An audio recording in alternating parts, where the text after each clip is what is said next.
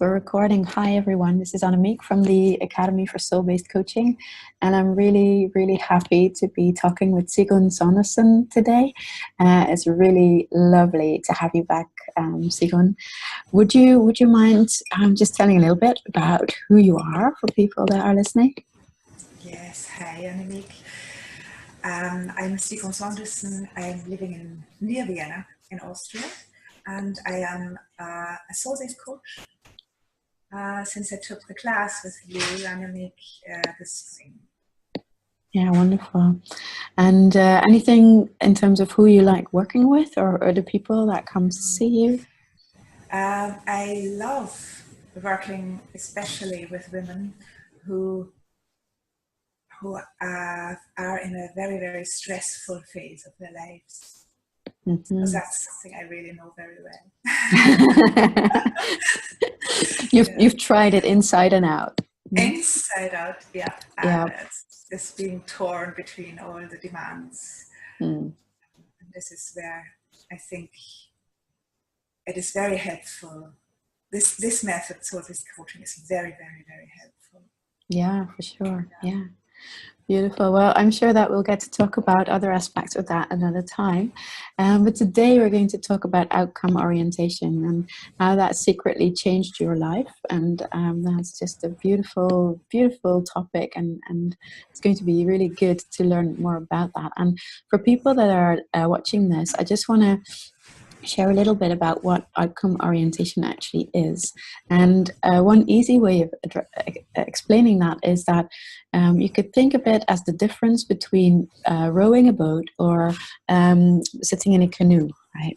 So when you're rowing in a boat, what you do is you have to face where you've come from. So your focus is on that which you do not want anymore. So that's the orientation where we look at our problems and how difficult they are and what's keeping us there. Now, when we're sitting in a canoe, we're actually facing forward. So we're facing towards the area that we want to get to, even though it might still be difficult or stressful or whatever. The situation itself doesn't change, but the way that we're looking at it, the way that we're relating to it is very, very different. And it creates a whole lot more possibilities for change of our experience when we're choosing to sit in the canoe rather than in the rowing boat. So that's in a nutshell what outcome orientation is all about. And there are many, in the course, when you're trained to be a soul-based coach, we talk about this a lot, and there are many layers to this. And today I just really, I look forward to hearing what resonates most strongly about this with you, Sigrun. Yeah, this is really this aiming for the desired outcome is, to me, the central part of soul-based coaching. And this really, really changed so much for myself while I was doing the course. It changed my own looking. Instead of looking to the problems, I started to more and more look at what I want to get to, where I want to get to. So for myself, it was really, really helpful.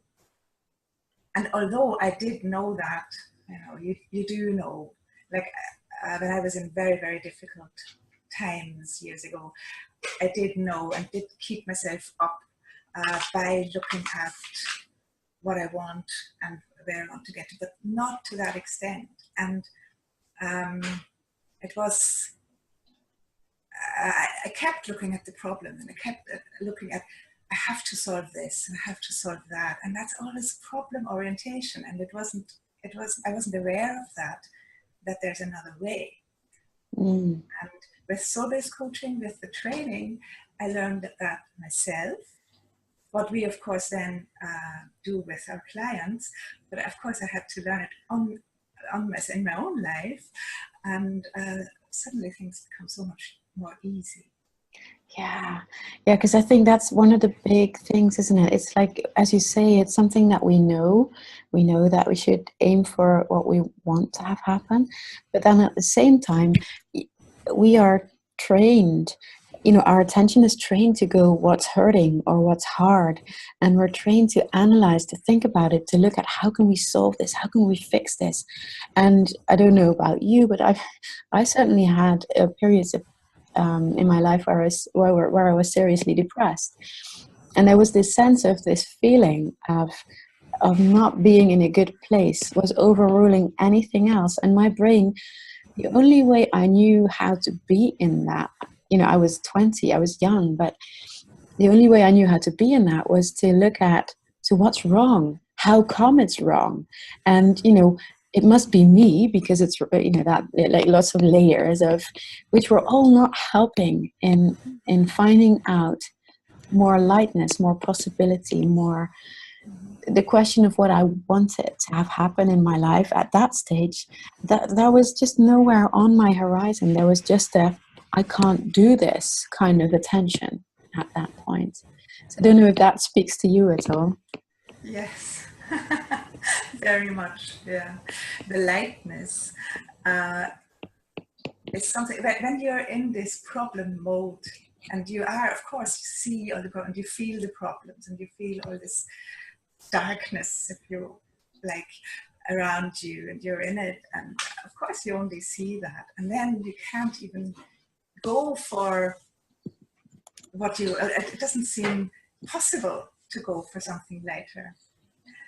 Yeah, and actually if you do focus, change the focus on what you would like instead of on what you don't like, then this, whatever it is you like, has a chance to actually appear. Yeah. And it might be slow, but it can be actually very fast too. Yeah, that's one of the surprising things, isn't it? That once, and I notice this in clients very often, that once they get the hang of that actually we can just shift that attention in an instant, that then our experience of life and our possibilities of creating change in our life just grow like infinitely in the moment. It's just really, really, really powerful, isn't it? Yeah, and I think it's also something that our society is so trained to focus on those problems, isn't it?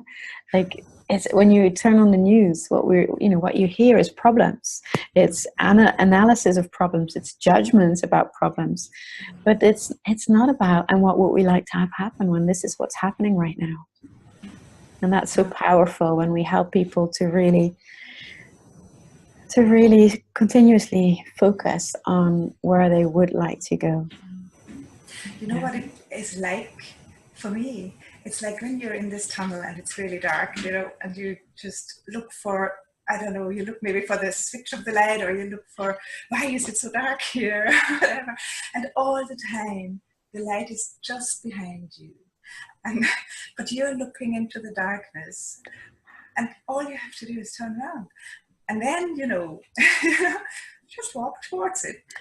Yeah. That's it. Yeah. But as long as you don't turn around and look there, you don't know where to go. No.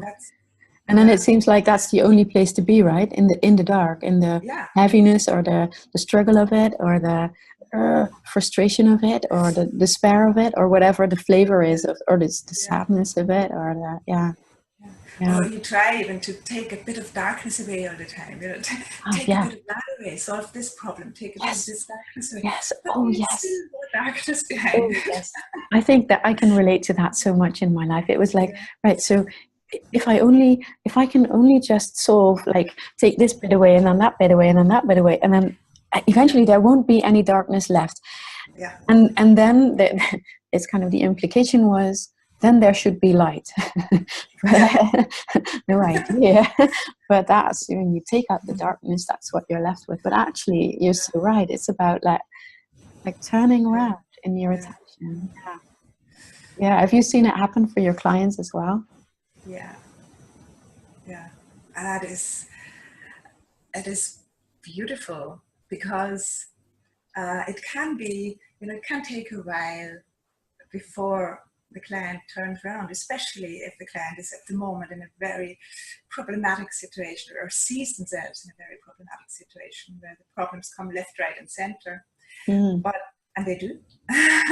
This happens. Yeah. And then all this comes out during a session, and of course with our questions, we always redirect the attention towards the light. So we try to redirect or to make the client turn around. That's the only way, the only thing we actually do, I think, sort of. But it doesn't happen for a while sometimes. It's just, oh, and this has to be said, and this has to be said, and this has to be mentioned, and this and that. And that, yeah, okay, can be mentioned.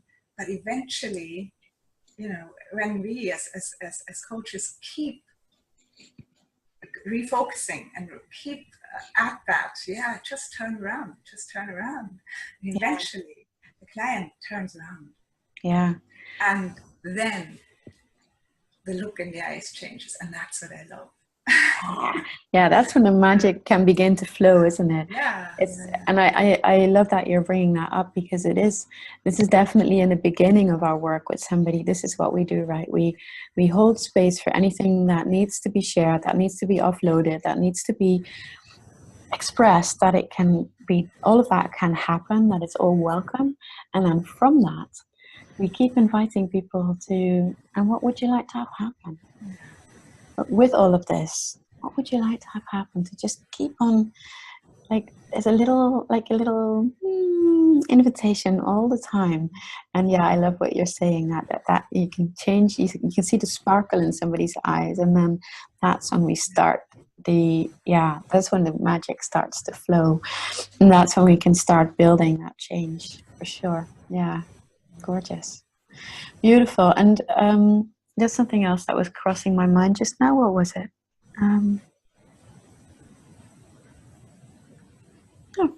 It's escaped me. I'm going to add it in the comments if it comes back to me, but otherwise it's probably not of essential importance right now. Yeah, beautiful. Is there anything that you would like to add as we're going to be wrapping up? One thing, because I was thinking about this now in the last few days, there's this, this concept of light, and see the light or look at the light. It's a very spiritual concept, and it's just a concept as long as you do not actually bring it down to earth and into your own life. And in your own life, you bring it by, what would you like to have happen? That's it. To me, this is bringing this up there concept into your personal life. I love that. I hope you're going to write about this on your blog or on your Facebook post, because I think this is a beautiful way of expressing what happens. And also it reminds me of that thing that I also wanted to add, which is that when we're talking about, we keep redirecting the focus towards the light, towards the desired outcome. It doesn't mean that we are negating that life can be hard or difficult at all. It doesn't mean that we're saying that people need to ignore what's hard for them or their problems. This is about the way we relate to those problems. So the way that we are in relationship with the things that are happening to us or around us or through us. So I think that's an important thing to say. So soul-based coaching isn't just about seeing the light. It is very much an invitation to step into our creative self, so our creator self, so that we start to take ownership of the powers that we have to bring change into our lives, to manifest a life that we are interested in living, that we feel is beautiful and worthy and what we want. And by changing our aspect, the way we look at it from a problem orientation, which is about everything that's not right about the current situation, into what we want to have happen, that means that we can unleash that, infinite potential that we have for creativity. So that's what we're interested in. So I just wanted to make sure that that becomes very clear. It's not let's ignore everything that's difficult and hard, and we're just going to do da da da da da da and pretend that's not happening. It's a different kind of light, isn't it? It's about daring to look at what you want and to stand for it, to express it, and to look at what comes up when you start to dream into making that a reality, and to work with that part of you. Yeah. There's a lot of strength in that. Once you do that, you feel a lot of strength coming up. I mean, I do anyway. Yeah. Once you know, you have the problems, yeah, but there's this strength suddenly that you can actually deal with. Yeah, and in ways that you might not have seen possible before, or it might not have even occurred to you before, but there are infinite possibilities, and I think that's the beauty of the way that we work with people in soul-based coaching. Yeah, wonderful. I think, oh, this is so rich. So thank you very, very much for sharing yourself with us today, Sigrun. And people can find you at, I think it's www.diefragerin.org. 80 Austria, yeah. So we're going to drop that in the comments as well. And yeah, it's wonderful to have you here, Sigrun. Thank you very, very much. Thank you again. See you soon. Bye-bye. Bye.